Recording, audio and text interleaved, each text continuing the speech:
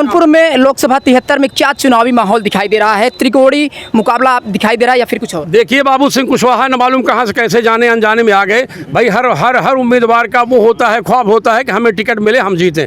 बाबू कृपा शंकर जी मुंबई महाराष्ट्र से वो गृह मंत्री रहे।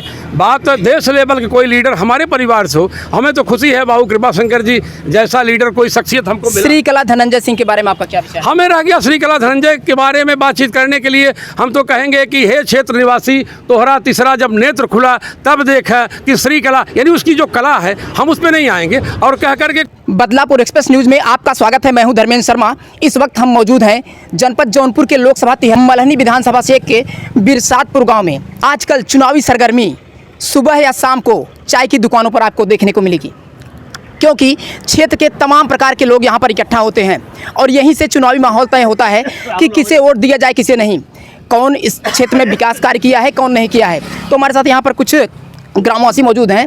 हम इनसे जानना चाहते हैं कि इस बार जौनपुर लोकसभा 73 का चुनाव किस प्रकार का होने वाला है, क्योंकि एक से बढ़ के एक प्रत्याशी चुनावी मैदान में है। देखने वाली बात यह है कि चुनावी माहौल काफ़ी सरगर्मी तेज हो चुकी है। धनंजय सिंह की पत्नी के आने से चुनावी माहौल में काफ़ी बदलाव आया है। फिलहाल हम जानते हैं लोगों की राय।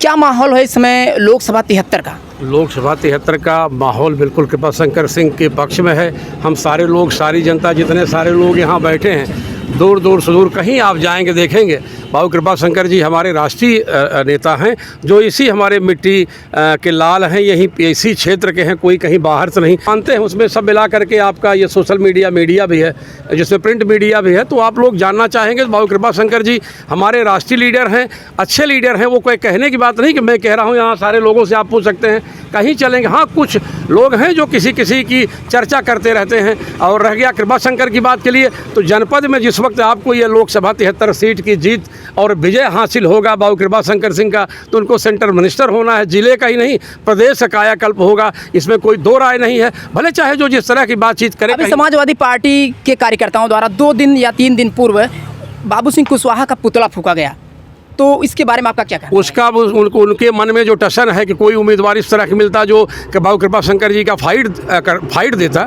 फाइट देने लायक कोई है ही नहीं है। वो एक राष्ट्रीय नेता हैं और कोई क्षेत्रीय लीडर या कुछ तथाकथित जो लोग हैं, किसी भी पार्टी को हो, कोई हमको उसमें कोई गुरेज नहीं बताने कहने में। लेकिन एक चीज़ आप जान लीजिए पत्रकार महोदय, सीधे सीधे पूरे जनपद की आवाज़ नहीं, योगी आदित्यनाथ और मोदी जी ऊपर बैठे हुए हैं। रह गया वो जो पुतला फूंक है, उनको कुछ धनंजय सिंह चाहिए।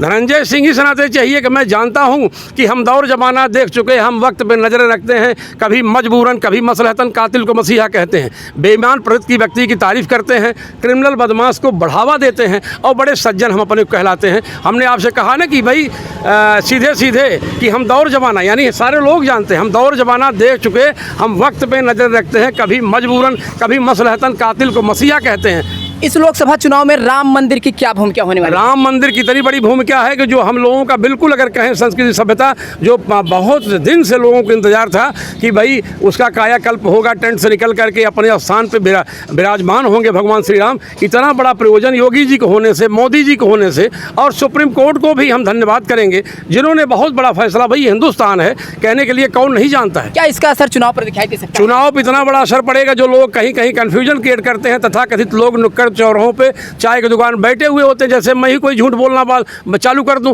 कुछ भी कहना चालू कर दूं। देश में भारतीय जनता पार्टी की लहर की बात नहीं है, तमाम सारे मैक्सिमम। जौनपुर में लोकसभा 73 में क्या चुनावी माहौल दिखाई दे रहा है? त्रिकोणीय मुकाबला दिखाई दे रहा है या फिर कुछ और? देखिए, बाबू सिंह कुशवाहा न मालूम कहाँ से कैसे जाने अनजाने में आ गए। भाई हर उम्मीदवार का वो होता है, ख्वाब होता है कि हमें टिकट मिले, हम जीतें।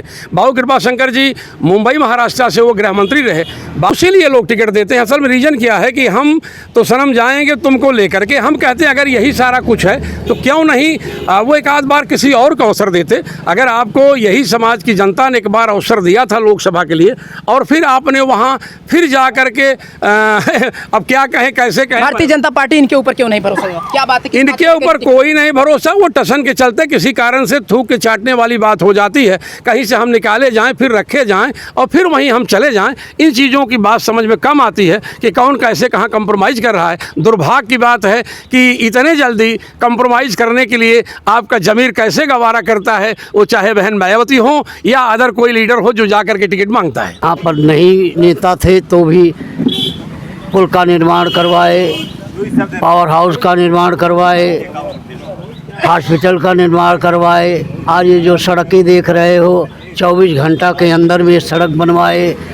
4 लाइन इसको प्रयास कर दिए, 4 लाइन होगा। सपा प्रत्याशी बाबू सिंह कुशवाहा सपा का प्रत्याशी जो है एक दूसरे जगह से, कहाँ से, बांदा से आया हुआ है, जिसका कोई शक्ल नहीं देखा। जैसे अभी श्याम सिंह यादव हमारे यहाँ सांसद थे, आज तक हम लोग उनका कभी मुँह भी नहीं देखे कि श्याम सिंह यादव जी कैसे हैं।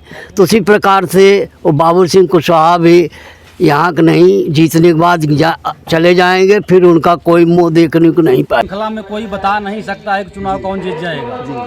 चुनाव बहुत रोचक होगा। मैं यही कह रहा हूँ कि ये फैसला 4 जून को ही हो सकता है कि चुनाव कौन जीतेगा, क्योंकि त्रिकोणीय लड़ाई बहुत ढंग से हो रही है।